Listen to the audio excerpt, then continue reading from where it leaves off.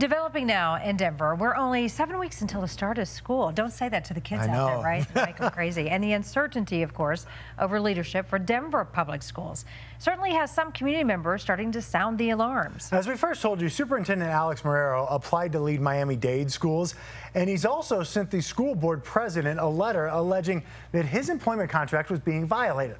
As Michelle Griego reports, he says he has continued to work at DPS, or his continued work at DPS is, quote, increasingly untenable.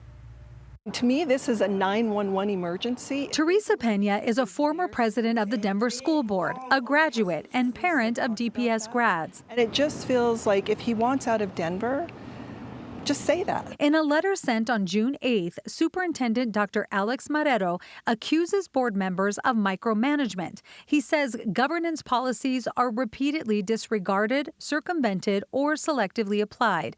There are continued contractual violations, and the superintendent says the current trajectory is, quote, increasingly untenable. So I think Superintendent Marrero wrote that 4-page letter specifically because he wants to execute a clause in his contract that if he gives 30 days notice, that then he could leave with full benefits if he believes unilaterally that the board has violated the terms and conditions of policy governance. Not only would he leave with benefits, but Marrero would also get a full year's worth of pay, about $365,000. This coming Wednesday marks 30 days since the letter was sent. I would hope that the board understands the seriousness of this situation. If they want to keep him, they need to start meeting with him before July 8th.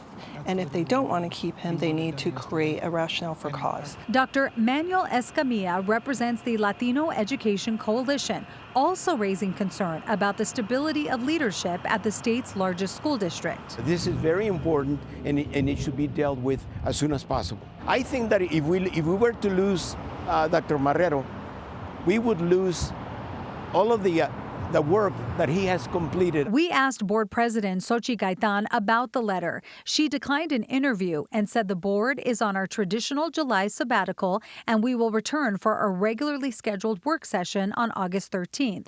My hope is that we continue honoring our governance role. Superintendent Marrero also declined to be interviewed for this story. He sent a statement saying, in part, I have clearly articulated my concerns and the board has not responded substantively to the concerns I raised.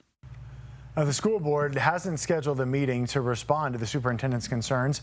When his contract was renegotiated last year, board members agreed to increase the number of votes needed to terminate him. It went from 4 votes to 5, which would be a supermajority of the 7-member board.